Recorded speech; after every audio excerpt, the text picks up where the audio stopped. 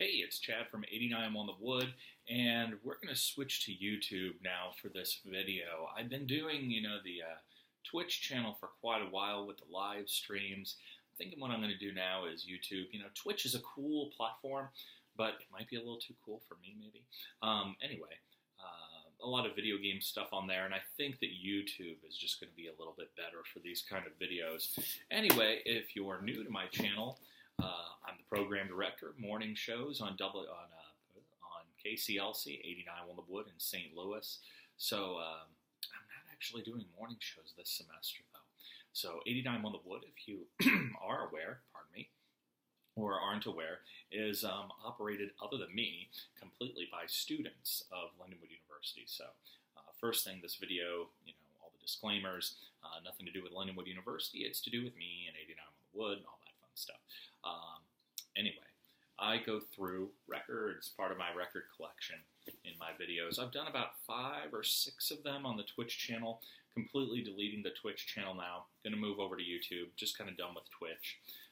Again, I feel that this is just a little bit better. So if you've watched my videos before, if you follow me on Twitter at Chad, Radio's Chad, RADIOS, CHAD, or my Instagram, you'll see that I kind of switched to YouTube. You're going to get some duplicates probably because I deleted the old videos. And I like some of my records so much that I'm going to show you duplicates of some of them. So why don't we get started? The first one I'm going to go through today, and I just kind of give reviews, kind of an unboxing sort of thing. One of my absolute favorites, Leon Bridges, Good Thing. I should say one of my favorites. Probably one of my top 50 albums that I own, that I play. And I've had the CD for quite a while.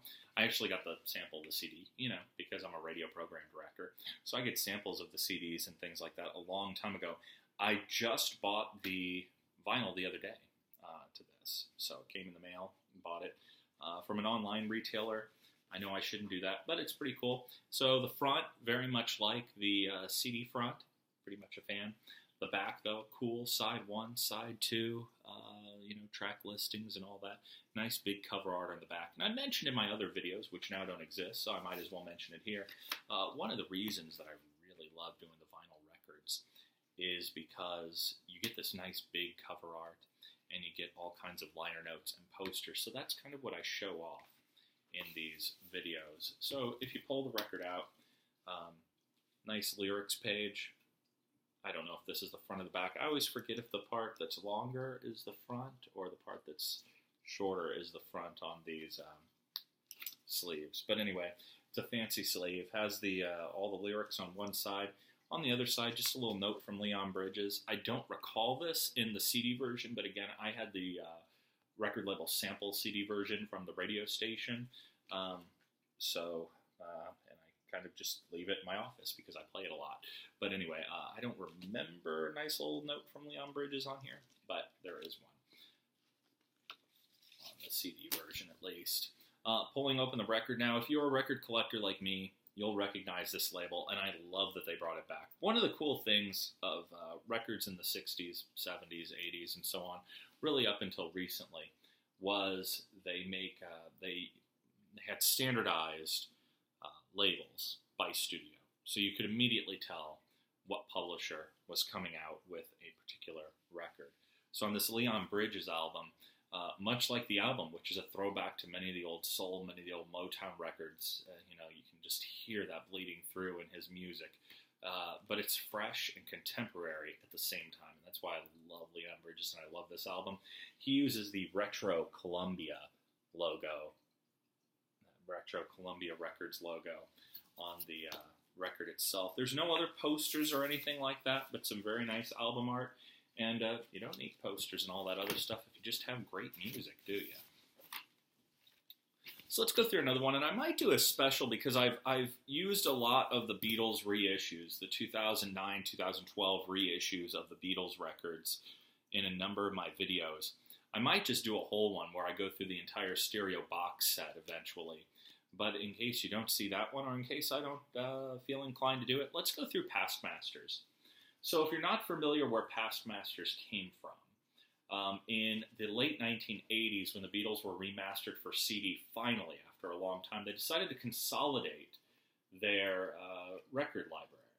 It was different in the United States, in Canada, in Japan, and Germany from the English records. They decided they put the time into the English records. Particularly, the United States fans ended up with a lot of albums that a lot of people grew up with and liked, but they were made of mixed tracks from a number of different albums. So what the Beatles did in the late 1980s was they came out with their set using the 13 studio albums from England, plus Magical Mystery Tour from the US, and it's a Capitol Records version of an album.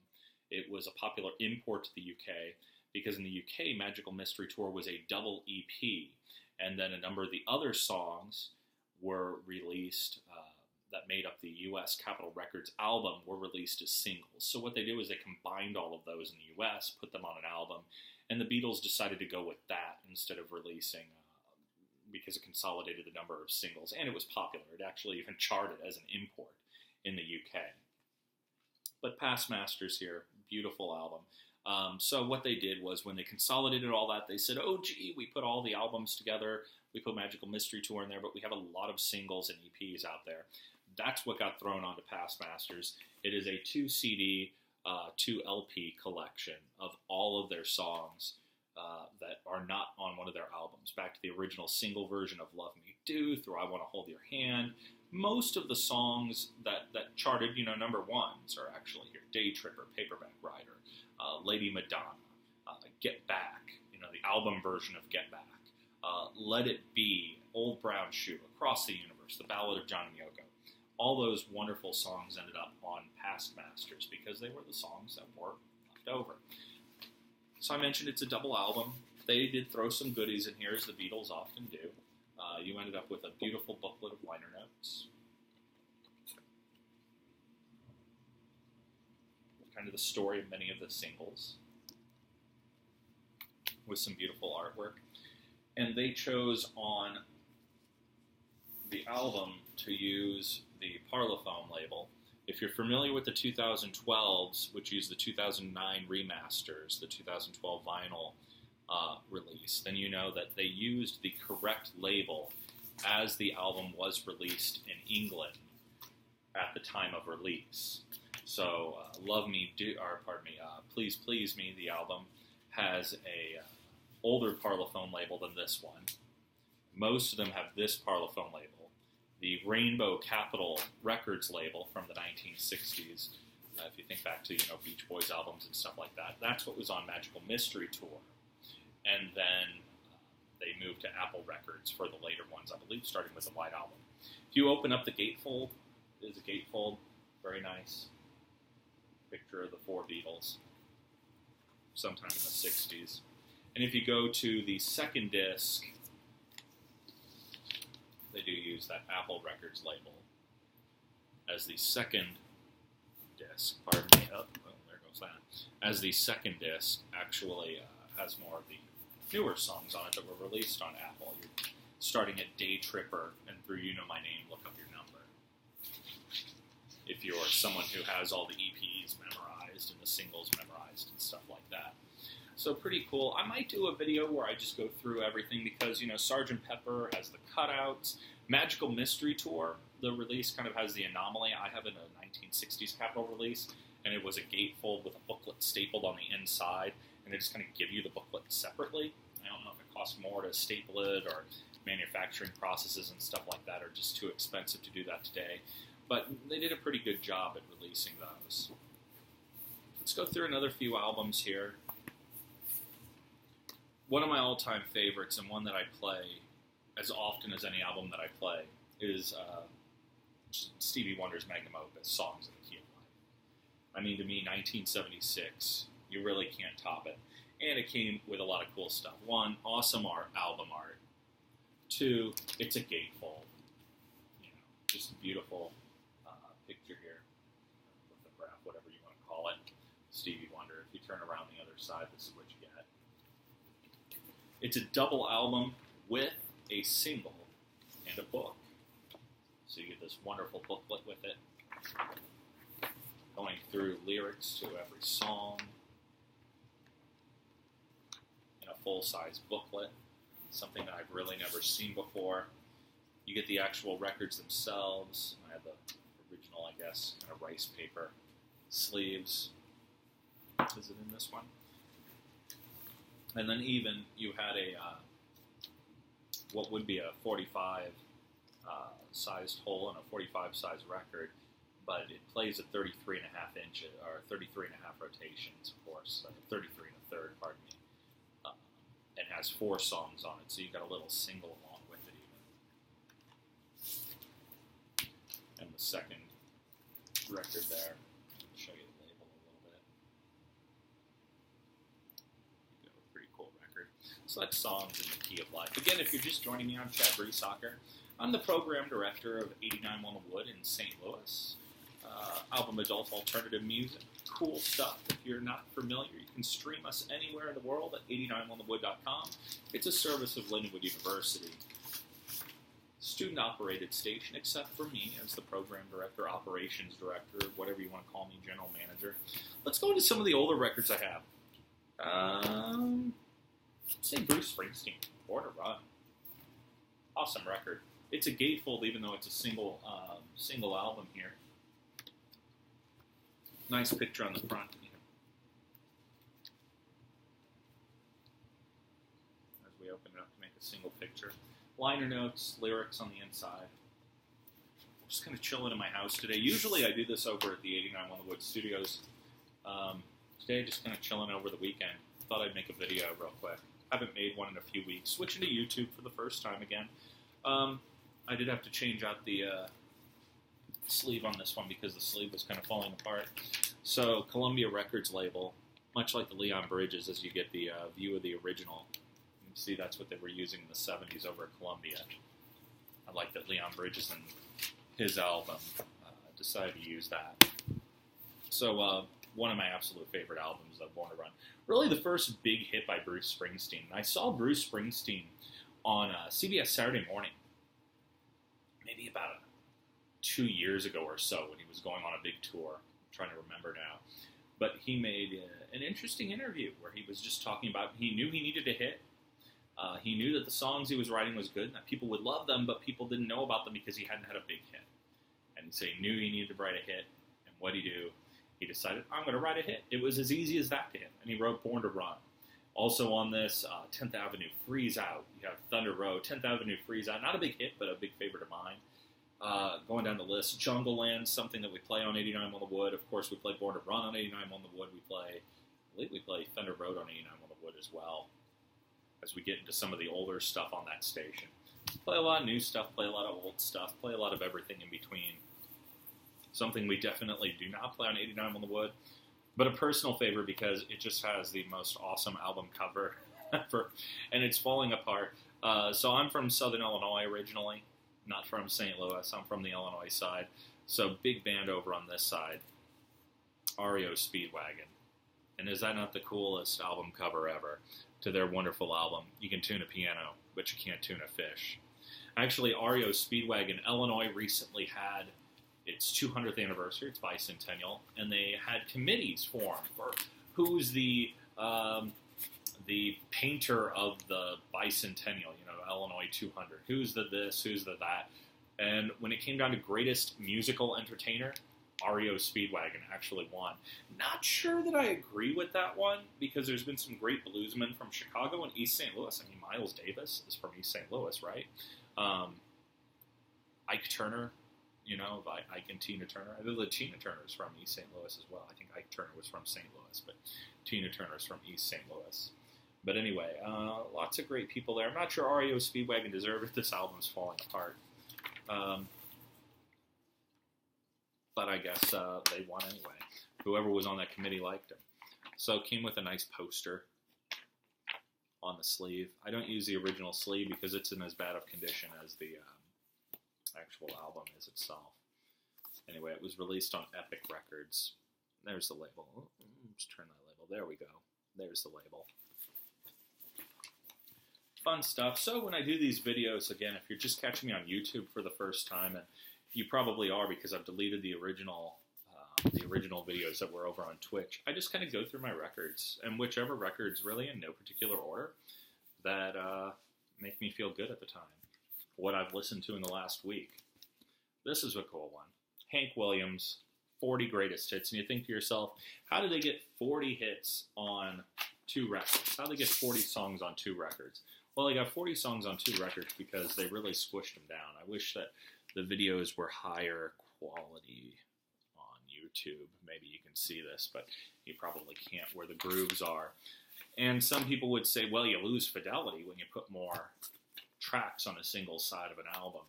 But really, let's be honest, Hank Williams was recording in the 1950s, and he was recording country music in the 1950s. It wasn't that high of fidelity to begin with. You open up the gatefold.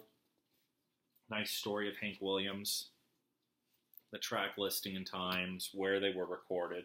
The first one's recorded in the late 40s, so yeah, wasn't that high of fidelity to begin with. That was Move It On Over, was recorded, my goodness, May 1947. And of course, the last song on here was I Saw the Light, which was 1953. Of course, Hank died not very long after. You really, in 40 Greatest Hits, get just about every great song that Hank Williams made. And I worked at a classic country station. I was the general manager of a classic country station for a little while in kind of a rural area. So those fans were country music fans. And I really had to get a big education in classic country music. I was educated, I grew up in 90s country music. Didn't know a lot about the old guys. Grew in appreciation for the outlaw people who are so popular. Hank Jr., Willie Nelson, Chris Christopherson, a lot of that stuff. Even Charlie Rich, really grew in a lot of appreciation for that. But the things that the artists that I really liked were like Tom T. Hall and Hank Williams, and just some of the really old guys. Early Johnny Cash, that was from the 50s, when he was recording at Sun Records. But this is my favorite compendium of Hank Williams. I used to have a 3-volume, and between the 3 volumes, they didn't have 40 tracks on them. I don't remember the label. I sold those long ago when I picked this up because I found myself just listening to this over and over again. But anyway, very cool record. It's on Rolling Stone's 500 Greatest Albums list. Let's go to another record on Rolling Stone's 500 Greatest Albums list. It is the Eagles, Hotel California. The first album after they came out with Eagles' Greatest Hits. A lot of people say, oh, Hotel California is not Eagles' Greatest Hits. Well, Eagles' Greatest Hits came out before Hotel California was released. It's a gatefold, even though it's a single record. You can open it up, you get a nice vista here, nice photographs of the Eagles, your track listings, all of your credits. By now, it's the late 70s, and there's so many producers and credits and thank yous and everything else. Turn around, lobby of a hotel, patio of a hotel, I guess.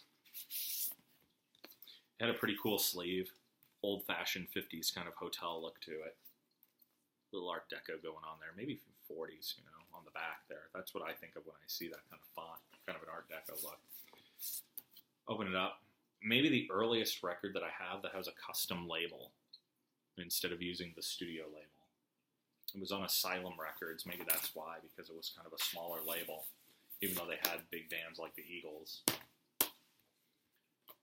Maybe they let their artists experiment a little bit more.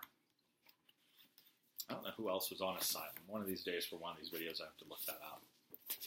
And we're almost to 20 minutes. Let's take a look at, what do you say, 2 more. Run on Empty, Jackson Browne. Now I mentioned I'm from Illinois. And I'm from the St. Louis Metro East originally. So this one's kind of a cool one because in the back, they list where they recorded each particular song. And one of them, as I go down the list, where is it? There we go.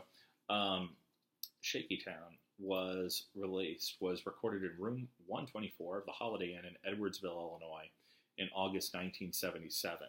So if you know anything about the local area, which if you live in the local area, and if you're one of my 89 One the Wood fans, you probably, I bumped the camera there, sorry. I know you probably know a lot about music in the area. Southern Illinois University at Edwardsville in August, July of every year. They had the Mississippi River Festival back then. So that's where he was performing when he wrote that.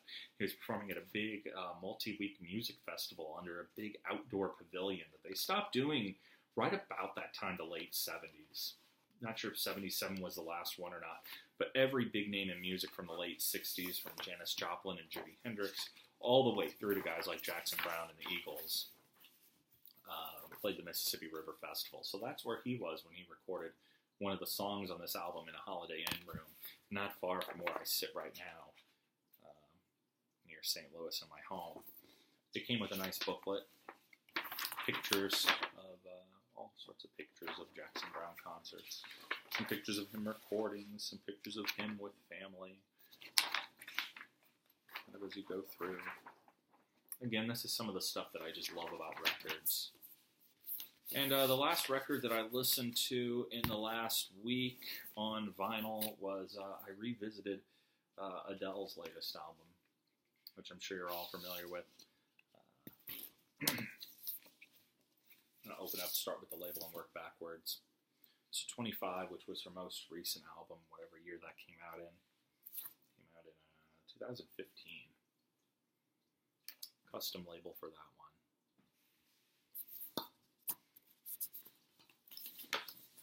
Lots of photographs on the custom sleeve. Not liner notes, but again, the credits keep growing as years go on and more producers and so on. Almost looks like the lyrics to some songs in other albums, but it's actually all the producers and stuff. Not a gatefold, pretty simple, and actually, one of the albums, I don't like those plastic sleeves. I'm starting to use them more and more. And this album was one of the reasons that I started using it, because unlike other albums, which kind of have a laminated cover to them, shiny, I notice it's not really showing up in the lighting where I am. This is just like almost like cardboard. It feels like a rough cardboard cover on this particular album. So I started using it because I guess it'll stain. It'll stain if I don't decide to start using some of the plastic coverings. Anyway, though, my first YouTube video for my channel. This is where I'm going to start posting. I'm Chad, I'm the program director, and when I don't have a student at 89 Walnut Wood that wants to take my morning shift from me, I do mornings on 89 Walnut Wood. I'm the guy who's out there trying to choose music, trying to put the station together. Yeah, so, email me, look up my Instagram, look up my, I'm not on Facebook, look at my Instagram, look at my Twitter, at Radios Chad, R-A-D-I-O-S Chad, on Instagram, Twitter, or right here on Facebook. I'm deleting the Twitch channel, so if you were someone who was watching my videos, and someone apparently was, because they send you little statistics every time you post a video. So if you were someone who was watching my Twitch channel, I'm on YouTube now, just because Twitch was kind of annoying and clunky, and I couldn't do what I wanted to on the app, and I couldn't post videos and things like that. The app is really just for watching, and Twitch is a noble idea, and I really like the platform, but it kind of is overrun with people who are into video games, and I want to reach people who are talking about records and stuff. So I'll be here. You're going to see a lot of duplicates is kind of what I'm getting to on many of my albums. I tried not to duplicate. I think I did one time on accident on a past video, but now you're going to start seeing some of the same ones again, because I've just kind of deleted all those videos because they were live to begin with, and recordings of live things over there on Twitch. So we're moving over to YouTube now. So I'll see you next week. I'll probably post a video around middle of next week or so. Have a good one.